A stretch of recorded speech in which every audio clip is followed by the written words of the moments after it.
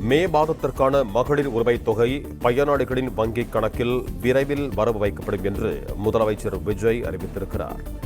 மே மாதத்திற்கான மகளிர் உரிமைத் தொகை பயனாளிகளின் வங்கிக் கணக்கில் விரைவில் வரவு வைக்கப்படும் என்று முதலமைச்சர் விஜய் அறிவித்திருக்கிறார்.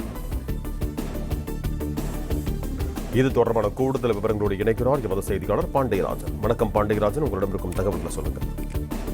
தமிழகத்தில் உள்ள 1,31,00,000 மகளிருக்கு மாதந்தோறும் 15ஆம் தேதி மகளிர் உரிமை தொகை என அவர்களுடைய வங்கிக் கணக்கில் 1000 ரூபாய் வரவு வைக்கப்படும். இது கடந்த திமுக ஆட்சி காலத்தில் கொண்டு வரப்பட்ட ஒரு திட்டமாக பார்க்கப்பட்டது. அதே போல தமிழக வெற்றிக் கழகம் தேர்தல் போது 2,500 ரூபாய் மகளிர் உரிமை தொகை திட்டமாக வழங்கப்படும் என தெரிவித்திருந்தனர். இந்நிலையில் தமிழ்நாடு சென்னை தலைமைச் செயலகத்தில் தமிழக முதலமைச்சர் அவர்கள் அதிகாரிகளுடனான ஒரு ஆலோசனை கூட்டத்தில் ஈடுபட்டிருந்தார். அப்போது இந்த மகளிர் உரிமை தொகை தொடர்பான தகவல்கள் எல்லாம் அவர் கேட்டிருந்திருக்கிறார்.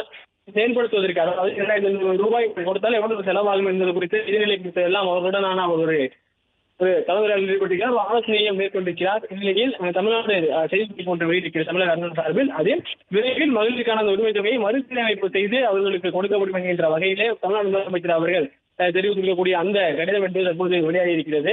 குறிப்பாக நிதித்துறை செயலாளர் மற்றும் அவர்கள் தனி செயலாளர் மற்றும் துறை சார்ந்த செயலாளர்களான ஒரு சந்திப்பு என்பது நடைபெற்றது. இந்த மகளிர் உரிமை தொகையை பொறுத்த வரைக்கும் சிறப்பித்த செயலாக்கத்துறையின் கீழ் மகளிருக்கு வழங்கப்படக்கூடிய ஒரு நிதி அங்கிருந்து விடுவிக்கப்பட்டதாக சொல்லப்பட்டிருக்கிறது. இதுதான் நிதித்துறை செயலாளருடன் தமிழ்நாடு முதலமைச்சர் அவர்கள் ஆலோசனையில் ஈடுபட்டிருந்தார். மகளிர் உரிமை தொகை திட்டம் வழங்கக்கூடிய அந்த பணி என்பது மறுசீராய்வு செய்யப்பட்டு விரைவில் மகளிரினுடைய வங்கிக் கணக்கில் வரவு வைக்கப்படும் என தமிழ்நாடு விஜய் அவர்கள் தெரிவித்திருக்கிறார்.